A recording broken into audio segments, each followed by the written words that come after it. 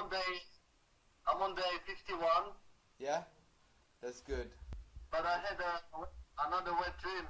Another wet dream? Whoa, you had? Actually yesterday. So last night. Ah, okay. Tell me about it. So yeah, like again, like my girlfriend was in the ovulation period, and we had like more sex, and then I actually ejaculated. Yeah. Yeah, that's good. Yeah. But not during, it's just during the dream, you know. Okay.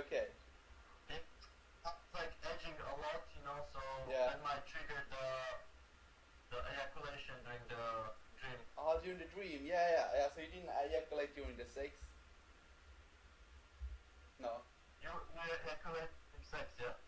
Yeah, I ejaculate during sex, yeah. So I don't have wet dreams now because it's taken care of. Yeah. I only have wet dreams when I don't have sex or like masturbate. Yeah. Okay. And like it doesn't matter if I have a girlfriend or not. I still never feel the urge for masturbation and such. Yeah. And you don't feel like when you ejaculate, it's drawing you back to, you know, like looking for other women or something like that. No, I don't think so. No, like no, I haven't really experienced that yet.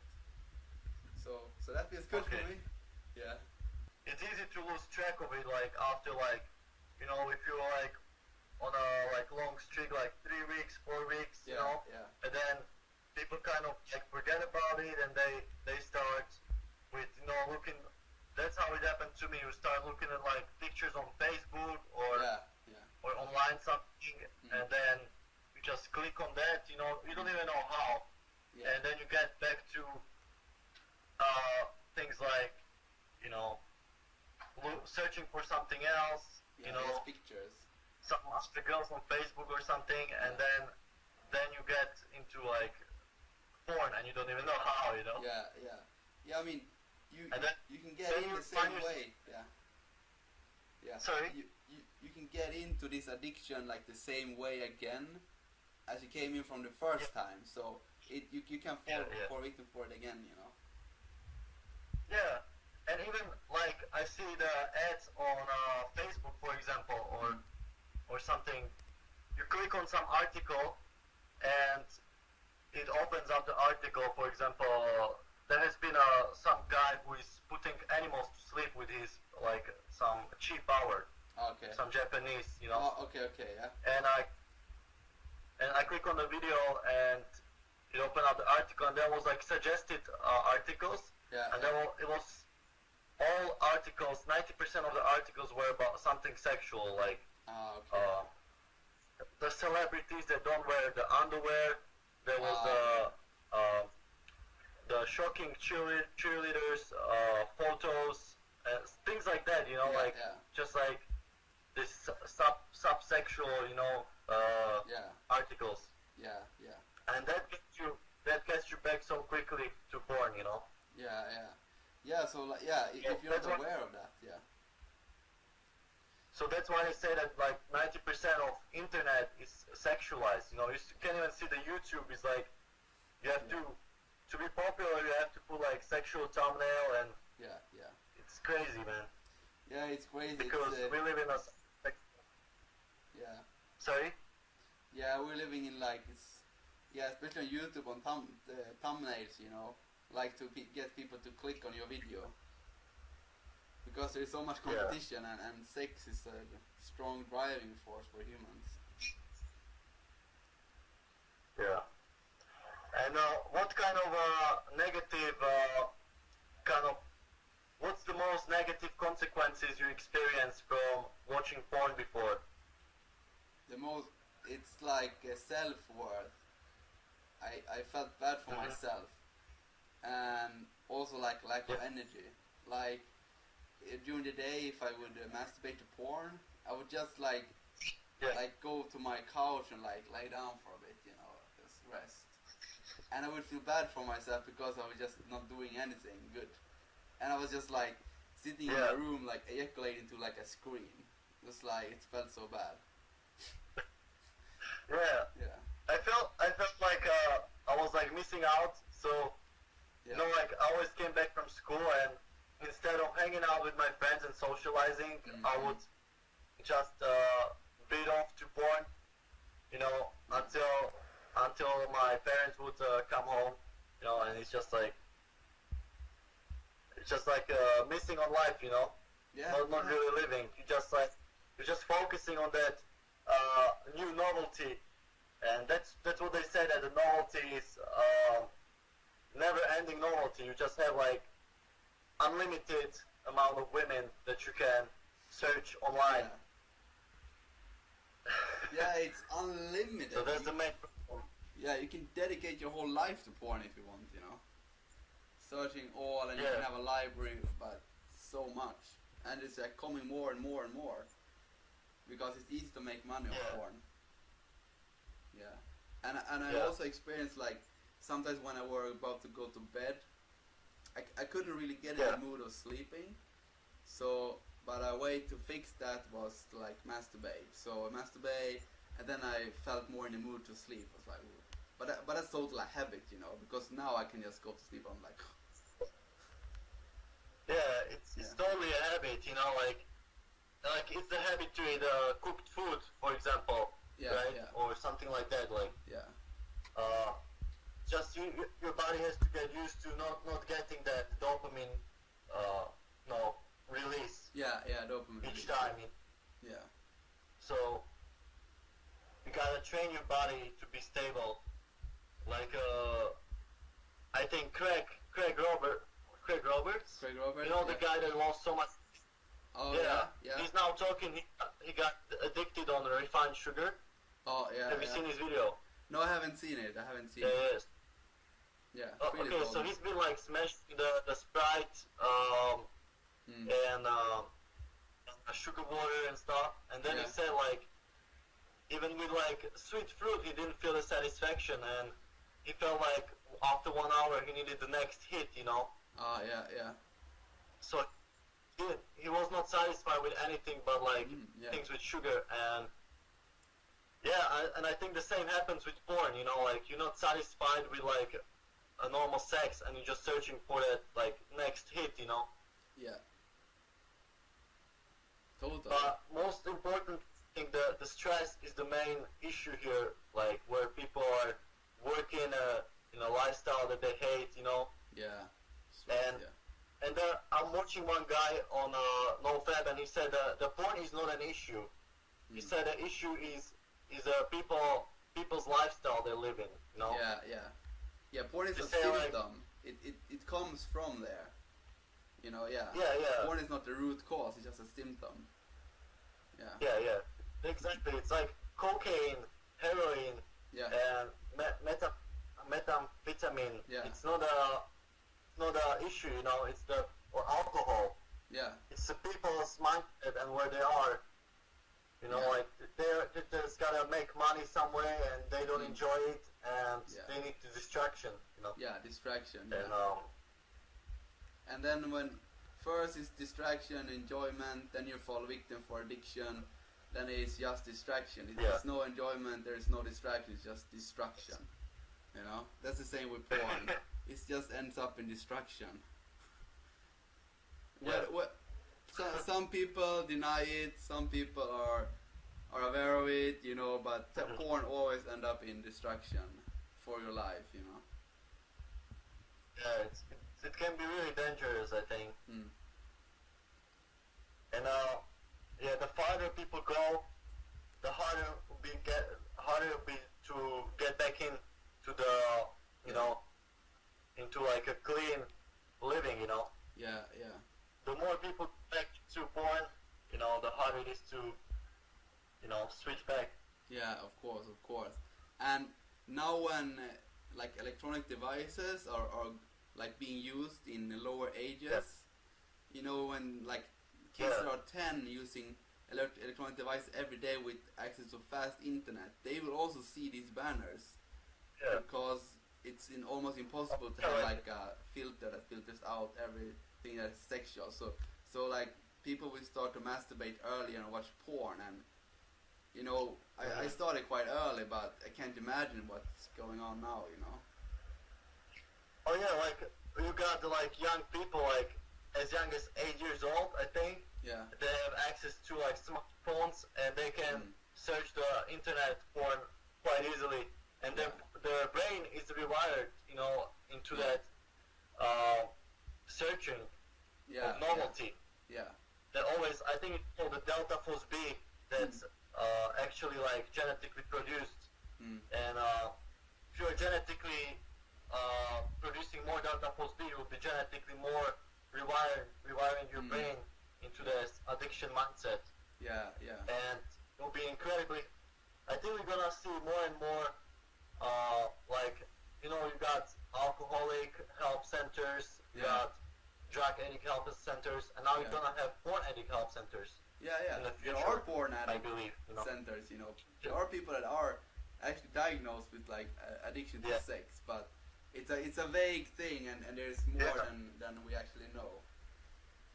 Yeah. Yeah, like people will laugh in your face, like Durian Rider, you know, like I told him like his sex addiction, and he just laughs like, "Whoa, sex addiction!" Like, you know, like he thinks like, because in society it means it's like when you fuck many girls, it means it's like it's portrayed as good, you know. Yeah, yeah. But when a female is doing the same thing, she's portrayed as a whore. Yeah, it's so weird. It's just cultural thing. It doesn't have anything to do with our natural way of living or like creating abundance and happiness. It's just a cultural thing, you know. Yeah. Indoctrination. Yeah, if you're like a male and it's like everybody's like, yeah, man, you're like a macho, you're fucking 10 girls over the weekend. Great, good on you, you know. Yeah. Like you have no problem with sex addiction, you're all good, you know. But if a female is doing that, she's like a whore and she's a maniac and whatever. Yeah, yeah. And that's not right. Like we gotta treat women and men equally, you know. Yeah. So what do you think about like in nature? I think we talked about this before, but we didn't record it. Like we have sex in. How would we have sex in natural environment? Like, let's say everybody would be walking around naked. Yeah. And like other animals, and would be just like humping around. Everybody would be having sex with everyone, or how would it be? Would you have like 10 different women a day, or how would it be? No way. You know, like humans are really sensitive, and you know we are like a pack animal. We have groups, you know. And if you not respect other people, you know, you're gonna be an outcast. People gonna throw you out if you're like harassing people and stuff. Like even if you're in the jungle, you know, like the tribes have really well, like they're no raping, you know, they're not savages, you know, they are pretty civilized, you know. So just because you're naked doesn't mean you're gonna hump around. Yeah, it's funny that those tribes are more civilized than people in modern society. Yeah. They have more. I think I think there are like two main aspects to consider when it comes to like how would it be in nature. So first of all, it's the women's ovulation period. Yeah. So women would have ovulation like 5 days to 1 week in a month, where they would be. They could get pregnant, Yeah. So the egg produced and they can get pregnant. So they'll be biologically the only time where they can get pregnant. Yeah. That's they would be horny. They would produce the more wetness, you know. Yeah. More redness. Yeah, totally. Many would you find around that are in ovulation period, you know. Like there would not be like every woman, you know. And then another aspect would be. Like there'll be always more males around one ovulating female. Yeah. You know. That's true. So, yeah. Because of the pheromones, like. With dogs. Yeah. And they will try to, you know, always the alpha male would get, you know, that ovulating female, Yeah. Because the alpha male is the strongest, the most confident, you know. Yeah. And and then after he would like ejaculate, and then he would feel more down. He would not be interested anymore, and then he would probably give the chance to others. But that makes me think that the sex would not be so easily accessible as people would think. Yeah, I don't think so. Yeah. Or you think there will be more like a relationship thing going on in nature, or you think that will be more like other animals are doing, no relationship? Yeah, like it's very hard to study this, like, you know, native tribes in like Amazon and stuff, because I think there's only one or two that are left that are not like contacted by our world. So it's really hard to like to make conclusion from them. But like in Amazon, it's usually some form of like marriage type of thing. So but they can also break up for their marriage, you know. It's not like a lifelong thing. Yeah. Yeah, but if you go. But they don't have like. Yeah. Yeah, so it's like. So it's like the family going on, yeah. Like they have the relationship like husband and wife kind of thing, and they're not like cheating, whatever. Yeah. Yeah, and like young males, like they are not considered men after like an initiation, you know. So they cannot touch women before this initiation, you know. So it's also like that, like hierarchy, like an alpha male system. Yeah. Yeah. So there would be a system, you know, like specific system in like when you look at the tribes. Yeah. Definitely. And certainly there would not be like orgies going on or things like that. Yeah. And I mean, like we can look at our society, you know, in well-functioning relationships, you don't have like you don't have sex 2 times a day. I mean, it varies, but I don't know. I think that's what society makes you think that like kind of you need to have sex every day, you know. You know, the more the better. But when you look at, I think we were looking at some statistics like how many times a month people actually have sex, right? Yeah. And it goes from like, you know, like when somebody meets a girl, it's like two times a day, and then when you see like the long-term relationship, it's more like those 5 times a month, you know. Yeah. 5 times a month to 1. Yeah. And that doesn't mean you're in love and like you don't like the person.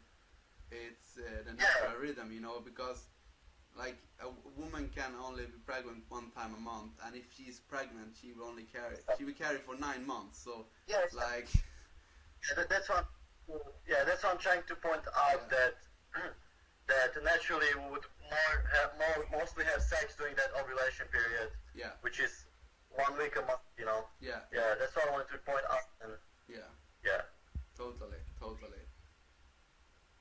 And like males will know when that ovulation period is going on. Like there's no doubt about it. Like there's pheromones in the air, and there's also bodily changes in women. So that's definitely noticeable. But like this gets like a little bit distorted because there is this like media images like that you're a man and you can please your woman, like you please your woman, and you give her, you know, and that's why there's so much money being made on this like performance enhancing, you know, drugs for your dick and this kind of stuff. Viagra. It's like a performance, you know, like you gotta perform for a woman, or like otherwise you're not a man, you're a wimp, like.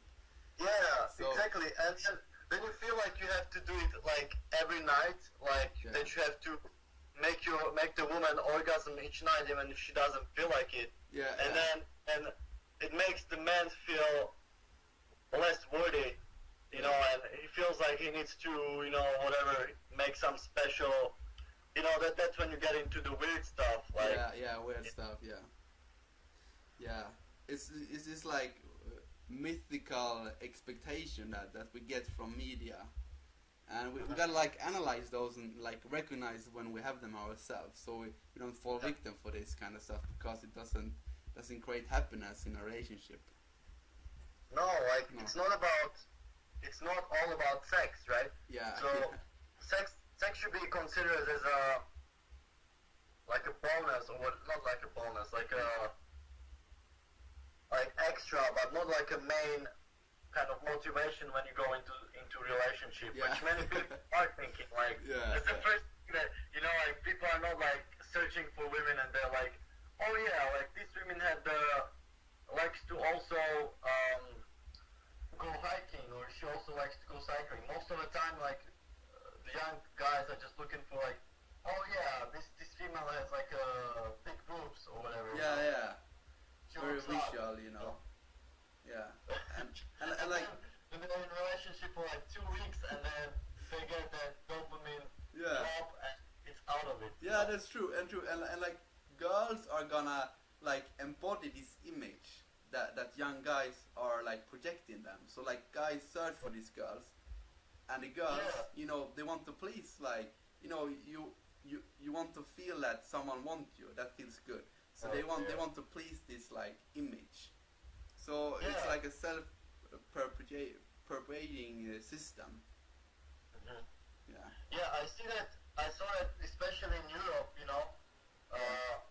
So they're trying to, you know, like girls trying to look hot for the guys, and then they're creating this kind of culture, and then you see like young girls, you know, like in England, wearing like leggings and, you know, like really short shorts, and especially in England, that's the first time I saw it, but it's becoming widespread, you know. Even like teenage girls, you know, already into that.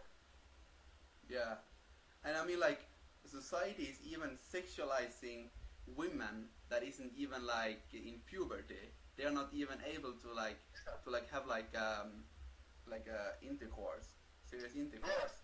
And society is sexualizing them. It's totally weird. Because they're like, no, like there's like a same standard for all ages, but So how do we fix this? We're talking about it now. That's good. That's one way to fix something. Somebody said that like you cannot fight against porn, or you cannot fight against, you know, like you cannot fight against like internet pornography. That's always gonna be there. You know, it's the same, like you cannot fight against. You know, you cannot like fight against like porn industry, like try to shut down porn industry. Same like as people are trying to shut down the meat industry, so they'll like attack the trucks with the pigs going to slaughterhouse. Or like you have this Dakota Access pipeline going on, and people are protesting. You know, like they might win one little war, but there's always gonna be other pipelines going on. They'll just make a pipeline not over here, but they'll make it over here. So you gotta fight against like public's mindset. So we want to change how people think and make them more aware. So same like frisbee, and we're doing the vegan thing. So making people more aware of what's gonna happen if they eat too much meat. I mean, what's gonna happen if they eat meat and dairy, you know. And the same we'll do with porn. Like see, like if you watch porn, you'll get depressed. You know, your life will go nowhere, and the only thing you will be looking forward to is more porn. And you will have no life purpose, and eventually you will just get so depressed that you will want to commit suicide. You know, and people will start thinking like, oh shit, I don't want to end up in that, you know, hole. And they'll start thinking like, how can I get out of that, you know? Because people want to get better, you know, they want to better for themselves always. It's rarely that people want something for others, you know. People always want more for themselves. We're selfish by nature. So that's what you gotta offer people, like, hey, like, if you don't ejaculate, you'll feel so much better, and especially if you tell them, like, all the women will want you suddenly, you know, people are attracted to that, you know. Because you get that realness about you, like you're authentic, you know, because you're not like stressed about that like sex hit, you know, because you really want that connection with the person and like the girl or guy if you're gay, you know, whatever. So to end porn, we gotta cut the demand for it. Exactly. So gotta change the people's mindset. It's good. So if you're watching now and you're watching porn, listen to what we're saying. This is important. Because you're contributing to like the sickness, and the porn is never ending, as we say. The escalation of it, it's ending in like, how to say, bestiality and child pornography. That's where it's ending. Even if you don't want to, like, that's where the brain is. You know, that's the end. Like the porn is like inaccessible, and people will try to accept it somehow. You know. I mean, I think you can even access it somehow, but. And then you get this creating this kind of guys who are like, you know, raping children. You know. Like that. Because it's so disconnected to what it really is with sex. You know, this is not what it's meant to be. But I'm sure that many of our viewers can relate, including myself and you, like, that porn escalation is real, and by the time it will escalate to some nasty stuff, you know, and which you're not proud to say, and you know. I mean, when I started watching porn, I could ejaculate to like sound. I didn't need any picture in front of me, and I could ejaculate to like a porn magazine, because that's what I had when I was a kid. You know, we didn't have like porn on internet. This was like a magazine. But we also didn't have internet, and I went back home from school, and I was like jerking off to like also like not even like a magazine or like a TV show where they didn't even get naked. It was just like normal girls, you know. And I used to jerk to that. I'm not saying it's good. I'm not saying it's good, but you know, like, that's what we had. And then the internet porn, you could access pretty much anything. So it just like and when I watched porn and like ejaculated to porn a lot, I could not ejaculate to a magazine. I could not. And I could not ejaculate to my own fantasy. It was impossible for me to ejaculate from my own fantasy. And that really felt that felt like a hole inside of me. Like, I can't even imagine like so sexual that I can. I was like, fuck, this is not good. Or sometimes I used to like, you know, I couldn't ejaculate to like even like a normal porn. Like, you would search for like some bizarre, like I don't know, like different like fat women or like different kind of categories that would surprise your brain. And after you ejaculated, you would be like, fuck, what did I just like? That's this thing, you know, like after you ejaculate, your brain is like, fuck, like let's close these tabs and. What is this, you know? And this is real. Like, this is real. And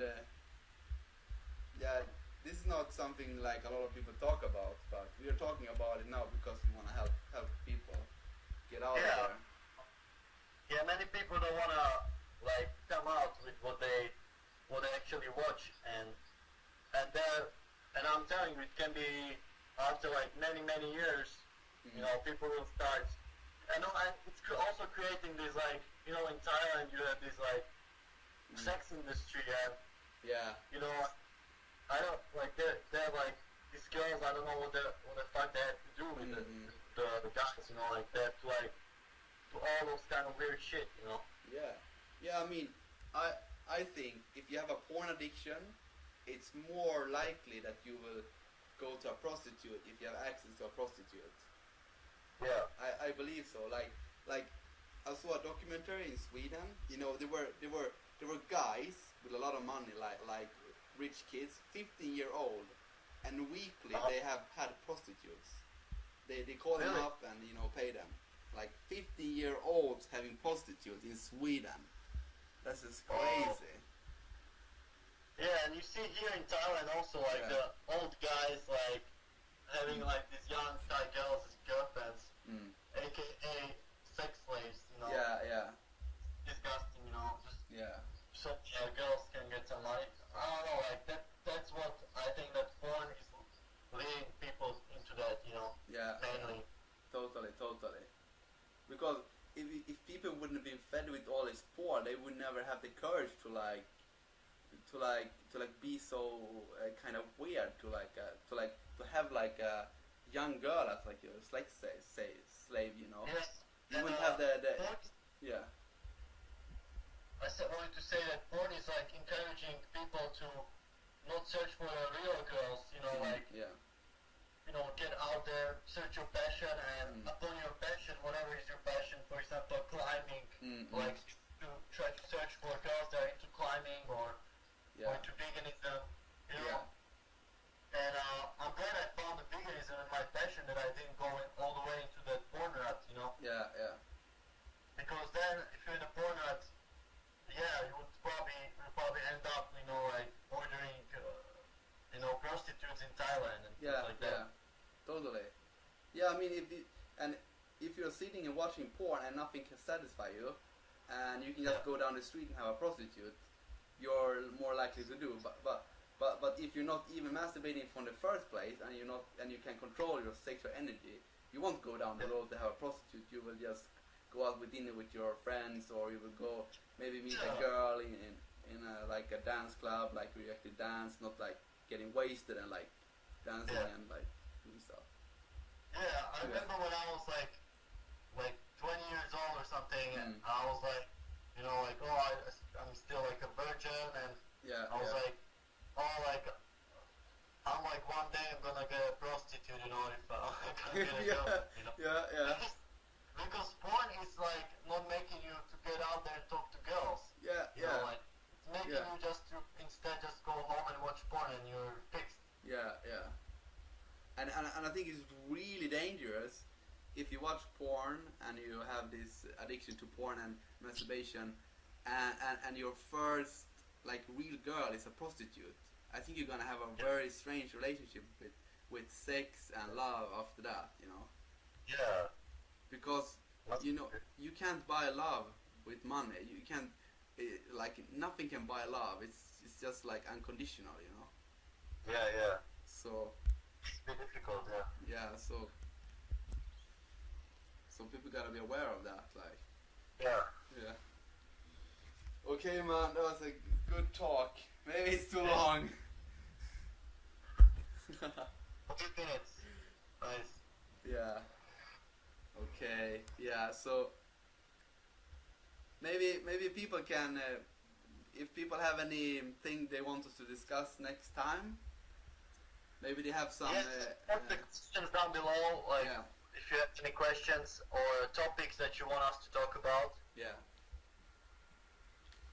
We will try to cover that. Yeah. So get out in nature. Yeah. Live your passion. Yeah. Let's do it.